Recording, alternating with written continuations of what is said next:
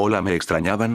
Soy Lord Killzand y les traigo más historias de barcos. En vista de que un comentario me dijo que dejara las groserías, eso haré. Moderaré el hijueputa vocabulario XD. 1. El Costa Concordia. El Costa Concordia fue un lujoso crucero construido para la empresa Costa Cruceros. Tuvo varias hermanas llamadas Costa Serena, Costa Pacífica, Costa Fascinosa y Carnival Esplendor. En la noche del 13 de enero de 2012 el Costa Concordia, con 3.206 pasajeros y 1.023 tripulantes a bordo, navegaba frente a la isla del Giglio cuando el costado de babor del barco chocó contra un arrecife a las 21:42 o 21:45 hora local. El arrecife está cartografiado como un área conocida como Le Escole Las Rocas en el dialecto local, a unos 800 metros al sur de la entrada al puerto de Giglio Porto, en la costa este de la isla. El punto de impacto inicial se encontraba a metros bajo el agua en Escola Picó y a Pequeña Roca, la roca más expuesta al mar de Le Escole, que abrió un corte de 35 metros en el costado de babor del Costa Concordia debajo de la línea de flotación. El impacto cortó dos largas tiras de acero del casco del barco. Estas fueron encontradas más tarde en el fondo del mar a 92 y 96 metros de la isla. Unos minutos después del impacto, el jefe de la sala de máquinas advirtió al capitán del barco, Francesco Schettino, que el casco tenía un desgarro irreparable de 35 metros a través del cual entró agua y sumergió los generadores y motores. El capitán Francesco Schettino hizo un viraje hacia el puerto de la isla de Giglio, lo cual hizo que el barco se volcara de lado. En el hundimiento fallecieron 30 personas. El capitán Schettino fue acusado de homicidio involuntario y negligencia naval, condenado a 16 años de cárcel, todo porque el imbécil quería impresionar a una amante. Así es, aparte de ser un capitán medio nuevo, le metía cacho a su esposa. 2. El Titanic. El RMS Titanic fue un transatlántico británico diseñado por los ingenieros navales Alexander Carlisle y Thomas Andrews y construido en los astilleros de Harland y Wolff, Belfast, para la compañía naviera White Star Line. Fue el segundo de los tres navíos que constituían la clase Olympic, junto a sus buques gemelos, el RMS Olympic y el HMHS Britannic. Fue en su momento el barco más grande y lujoso del mundo, superando incluso al Olympic, y el más moderno del mundo. Incluso se afirmaba que era insumergible, hasta su hundimiento en 1912. Entre sus pasajeros estaban algunas de las personas más ricas del mundo, además de cientos de emigrantes de nacionalidad irlandesa, británica y escandinava que iban en busca de una mejor vida en Norteamérica. El barco fue diseñado para ser lo último en lujo y comodidad, contaba con gimnasio, piscina cubierta, biblioteca, restaurantes de lujo y opulentos camarotes para los viajeros de primera clase, así como con una potente estación de telegrafía disponible para el uso de pasajeros y tripulación. Sumado a todo esto, el barco estaba equipado con algunas medidas de seguridad avanzadas para la época, como los mamparos de su casco y con puertas estancas activadas a distancia.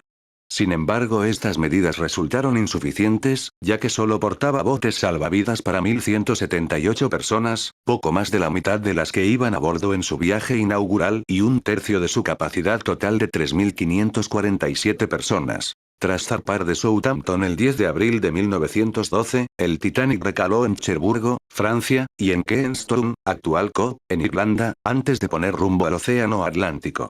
A las 23:40 del 14 de abril, 4 días después de zarpar y a unos 600 kilómetros al sur de Terranova, el buque chocó contra un iceberg. La colisión abrió varias planchas del casco en el lado de estribor bajo la línea de flotación, a lo largo de 5 de sus 16 compartimentos estancos, que comenzaron a inundarse. Durante 2 horas y media el barco se fue hundiendo gradualmente por su sección de proa mientras la popa se elevaba. Durante ese tiempo varios cientos de pasajeros y tripulantes fueron evacuados en los botes salvavidas, de los cuales casi ninguno fue ocupado hasta su máxima capacidad. Un número muy elevado de hombres perecieron debido al estricto protocolo de salvamento que se siguió en el proceso de evacuación, conocido como las mujeres y los niños. Primero a las 2:17 del 15 de abril, el barco se partió en dos y se hundió con cientos de personas todavía a bordo. La mayoría de los que quedaron flotando en la superficie fallecieron de hipotermia, aunque algunos consiguieron ser rescatados por los botes salvavidas. 712 supervivientes fueron recogidos por el transatlántico RMS Carpathia a las 4. El naufragio del Titanic conmocionó e indignó al mundo entero por el elevado número de víctimas mortales y por los errores cometidos antes y durante el accidente. Las investigaciones públicas realizadas en Reino Unido y los Estados Unidos llevaron a la aplicación de importantes mejoras en la seguridad marítima y a la creación en 1914 del Convenio Internacional para la Seguridad de la Vida Humana en el Mar, SOLAS, por sus siglas en inglés, que todavía hoy rige la seguridad marítima. Muchos de los supervivientes, que perdieron todo su patrimonio en la tragedia, fueron ayudados gracias a la caridad pública, pero otros, como el presidente de la White Star, J. Bruce Ismay, fueron acusados de cobardía por su prematuro abandono de la nave y condenados al ostracismo social. El pecio del Titanic fue descubierto el 1 de septiembre de 1985 por el oceanógrafo estadounidense Robert Ballard en el fondo del Atlántico Norte a una profundidad de 3.784 metros.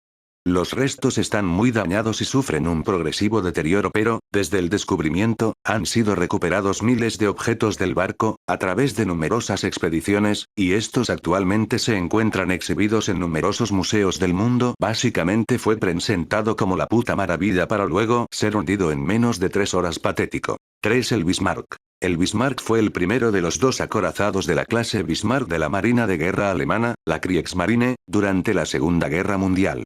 Nombrado así en honor del canciller Otto von Bismarck, promotor de la unificación alemana en 1871, el buque fue puesto en grada en los astilleros Blohm y Voss de Hamburgo en julio de 1936 y botado 2 años y medio después, en febrero de 1939. Se completó en agosto de 1940, cuando entró en servicio en la Armada alemana. Junto con su gemelo Tirpitz, fue el acorazado más grande jamás construido por Alemania y uno de los mayores votado por cualquier armada europea. N1. El Bismarck solo estuvo en servicio 8 meses y participó en una única operación ofensiva, de nombre en código Rheinübung, en mayo de 1941 comandado por el capitán de navío Ernst Lindemann. En ella tenía la misión de irrumpir en el Océano Atlántico junto con el crucero pesado Prinz Eugen y atacar la navegación aliada entre Estados Unidos y Gran Bretaña. Sin embargo, ambos buques fueron localizados por los aliados frente a las costas de Escandinavia y los británicos enviaron varios buques de guerra para interceptarlos. El encuentro de las naves enemigas se produjo en la batalla del Estrecho de Dinamarca, en la que el Bismarck hundió el crucero de batalla HMS Hood, orgullo de la Royal Navy británica, y causó importantes daños al nuevo acorazado HMS Prince of Wales, lo que forzó su retirada. En cambio, el Bismarck recibió los impactos de 3 proyectiles británicos y sufrió una importante pérdida de combustible de un tanque dañado. La destrucción del O desencadenó una búsqueda incesante del acorazado alemán por parte de la Royal Navy británica, que desplegó para ello docenas de barcos. 2 días después, mientras navegaba hacia las costas de la Francia ocupada, el Bismarck fue atacado por aviones torpederos Fire y Swordfish del portaaviones HMS Ark Royal. Un torpedo destrozó uno de los timones del acorazado alemán, lo que imposibilitó que maniobrase. La mañana siguiente, el inmovilizado Bismarck fue atacado y neutralizado por el intenso fuego de varios buques británicos, tras lo que su tripulación lo echó a pique y se hundió con gran pérdida de vidas. La causa exacta de su hundimiento ha sido motivo de debate entre los expertos.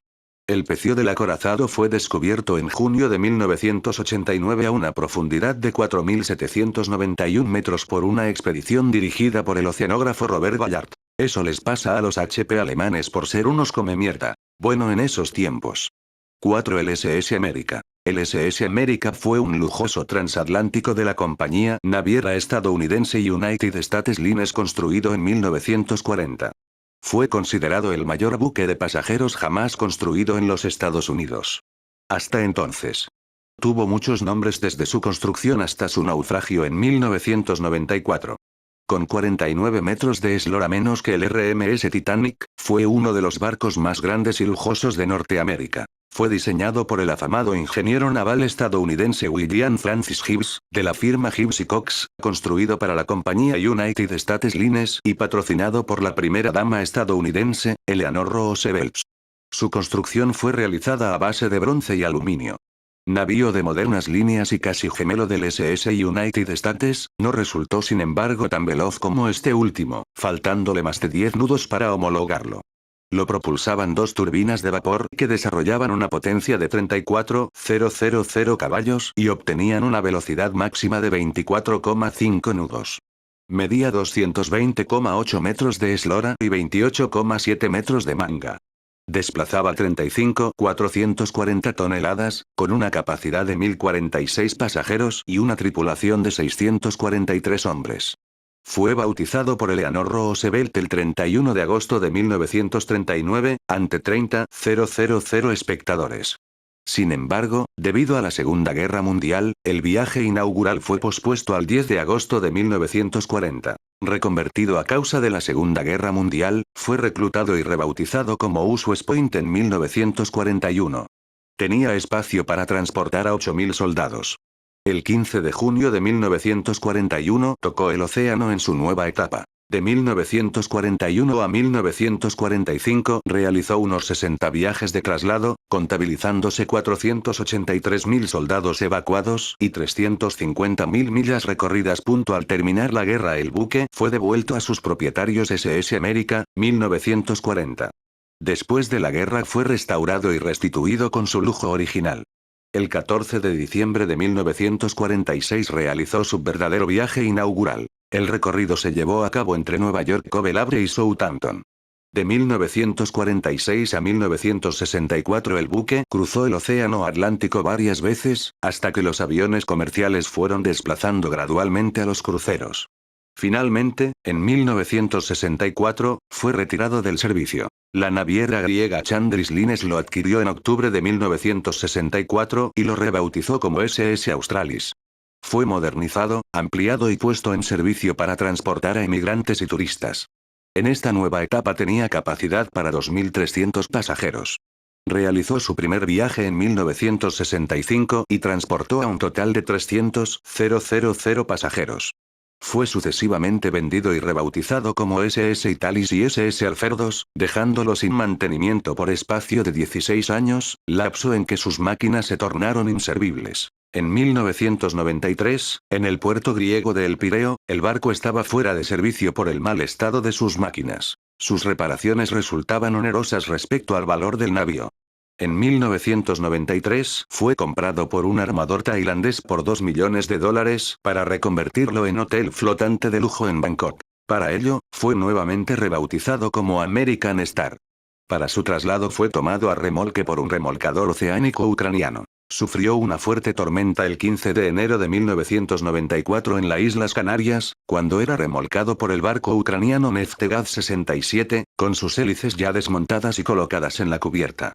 Debido a la tormenta y a negligencias, el remolcador cortó el cable y el American Star quedó a la deriva. 3 días más tarde, tras varias descoordinaciones entre los intereses implicados, el buque encalló definitivamente en la playa de Garcey, municipio de Pájara, en la costa oeste de Fuerteventura. 48 horas después, mientras los propietarios, la empresa de remolcadores y la aseguradora discutían sin ponerse de acuerdo sobre qué medidas se debían tomar, el buque se partía en dos por los embates marinos. El 6 de julio se declaró la pérdida total del barco. Cuando la Guardia Civil retiró el cerco, el casco fue víctima de saqueos por parte de los lugareños, que se hicieron con toda clase de elementos y accesorios. El naufragio constituyó un auténtico atractivo turístico. Después de partirse en dos, la mitad de popa se hundió definitivamente en el océano.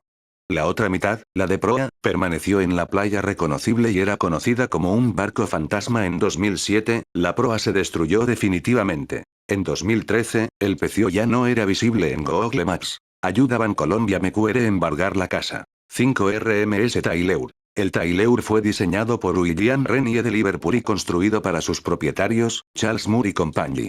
Fue botado en Warrington en el río Mersey el 4 de octubre de 1853, tras solo 6 meses de construcción. Tenía 230 pies de largo con una manga de 40 pies y desplazaba 1.750 toneladas, y disponía de una capacidad de carga de 4.000 toneladas de carga con 28 pies de profundidad por debajo de 3 cubiertas. Llevaba el nombre de Charles Taileur, fundador de la Vulcan Engineering Works, Ben Quay, Warrington. El nuevo barco fue fletado por la White Star para servir a las rutas comerciales de Australia en auge, ya que el transporte hacia y desde la colonia tenía una gran demanda debido al descubrimiento de oro. Desastre. El velero Taileur dejó Liverpool el 19 de enero de 1854, en su viaje inaugural, de Melbourne, Australia, con una dotación de 652 pasajeros y la tripulación. Lo capitaneaba el capitán John Noble, de 29 años. Durante la investigación, se determinó que su tripulación de 71 miembros tenía solo 37 marineros con formación, y de ellos, 10 no sabían hablar inglés. Se informó en los periódicos que muchos miembros de la tripulación buscaban el paso libre a Australia.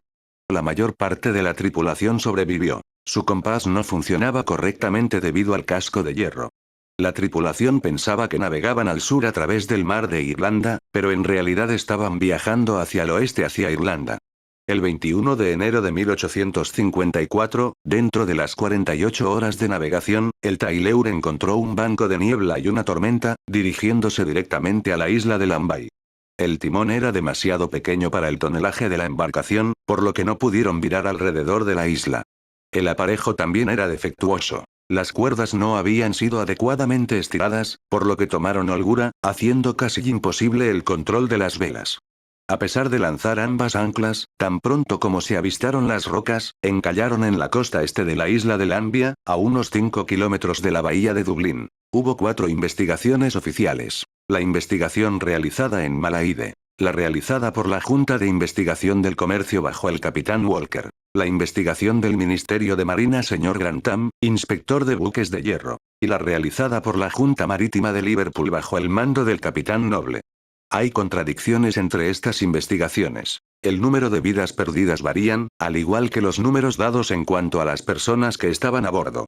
Estos últimos son entre 528 y 680, mientras que los muertos se supone que son por lo menos 297, y hasta 380, dependiendo de la fuente. De las más de 100 mujeres a bordo, solo 3 sobrevivieron, posiblemente debido a la dificultad de nadar con la vestimenta de la época. Los supervivientes se vieron entonces enfrentados a tener que escalar un acantilado de 80 pies, 24 metros, para llegar a un refugio. Cuando la noticia del desastre llegó a la parte continental de Irlanda, la compañía dublinesa Paquebotes de Vapor Ciudad de Dublín, envió el vapor Príncipe en busca de sobrevivientes. Una investigación reciente del Dr. Edward J. Bourke estima en 662 las personas a bordo. Gracias por ver el video, suscríbete para más.